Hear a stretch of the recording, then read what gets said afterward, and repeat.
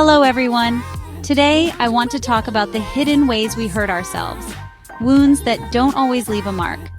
When we hear self-harm, we picture something obvious, but it often hides in our daily habits. It can look like skipping meals, overworking, staying in toxic relationships, or relentless self-criticism. These aren't just bad habits, they're quiet messages that say we're not worthy of care or rest.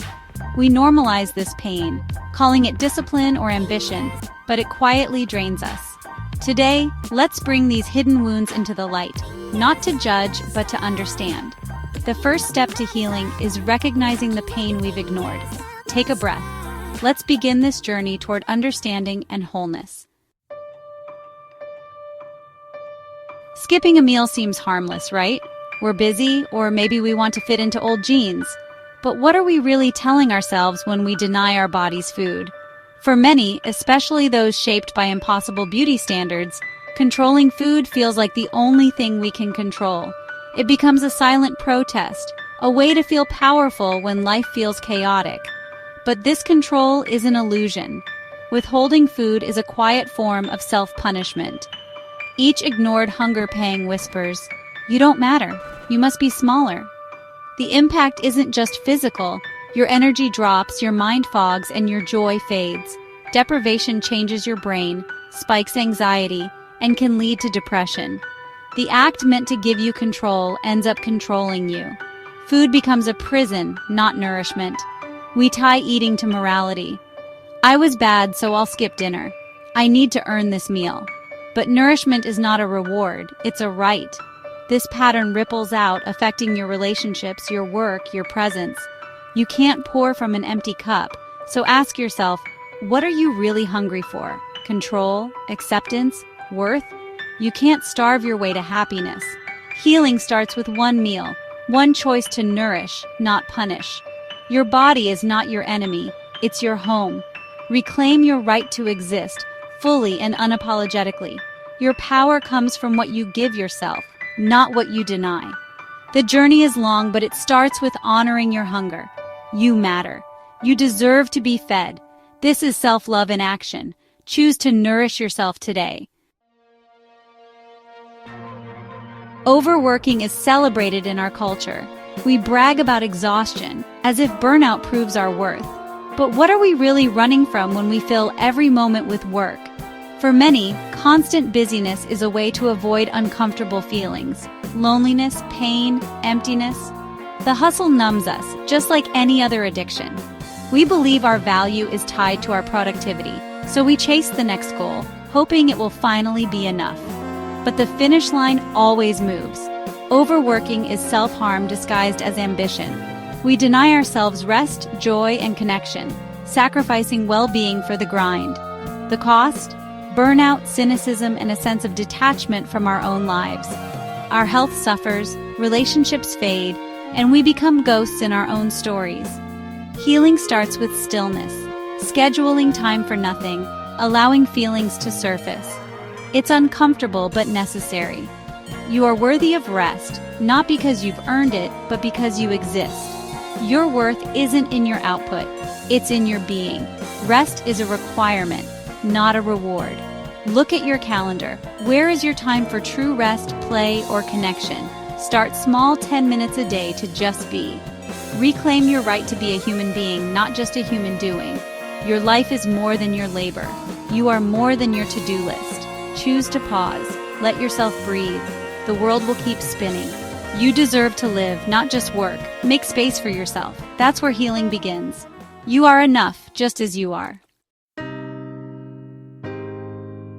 Let's talk about the pain of staying in toxic relationships. Partners, friends, even family. It's a slow poison we drink daily, convincing ourselves it's just water.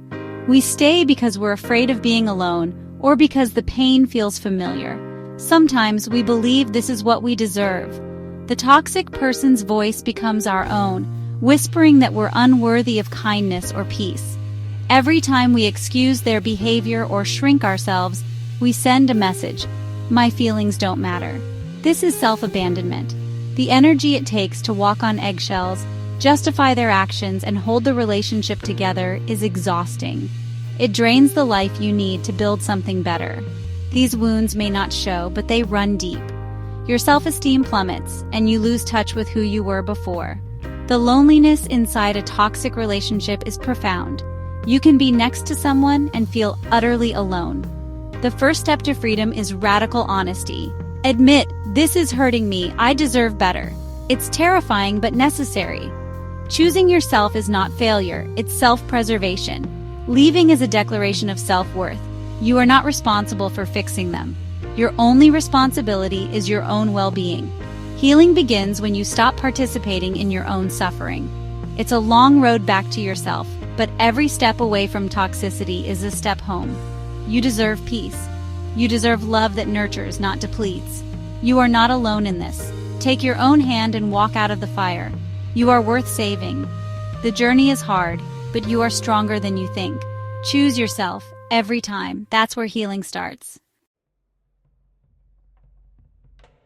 Many of us know the voice of the inner critic, the one that replays mistakes, points out flaws, and insists we're not enough.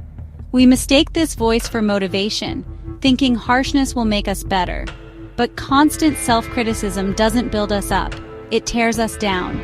Even when we succeed, the critic finds fault, stealing our joy and fueling shame. If someone else spoke to us this way, we'd call it abuse, yet we accept it from ourselves. This habit drains our energy, making every step harder. The roots often lie in childhood, critical parents, demanding teachers, or a perfectionist culture. We internalize these voices, believing love is conditional. But as adults, we can challenge that voice.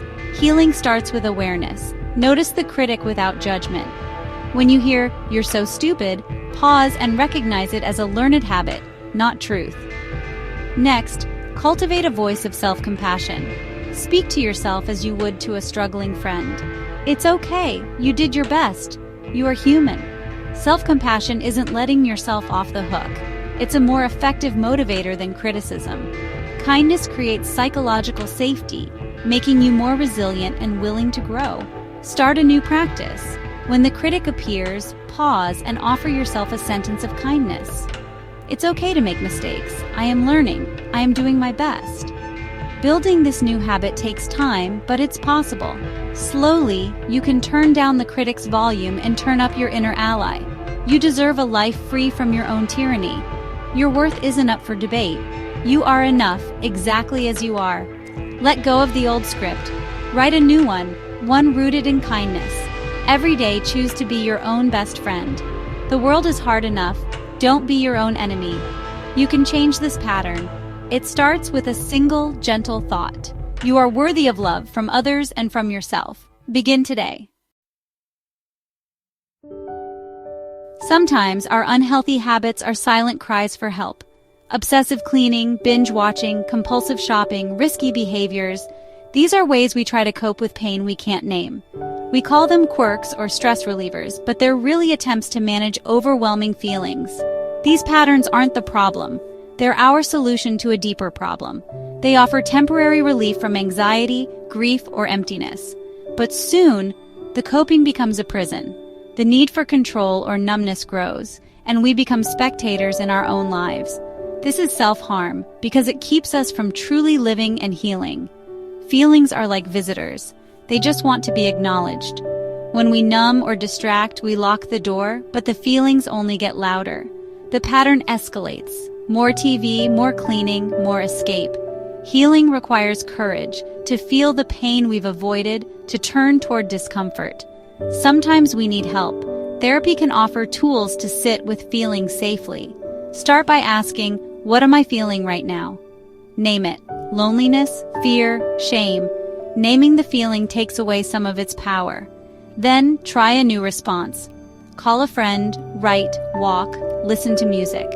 These small steps build tolerance for your emotional life. You can survive your feelings. You are stronger than you think. Give yourself a chance to prove it. You don't have to stay stuck in old patterns. Healing is possible, one small step at a time. Be gentle with yourself. You're learning a new way to live, and you're not alone. We've uncovered the quiet ways we hurt ourselves: skipped meals, burnout, toxic bonds, the inner critic, and numbing patterns. My hope is that by bringing these whispers into the light, you find compassion for the parts of you that are hurting. Awareness is the first step to healing. These aren't character flaws, but coping mechanisms born from pain. You're not alone, and it's okay to seek help. Reach out to a friend, family, or a professional. You deserve support. Thank you for sharing this time with me. Be gentle with yourself as you heal.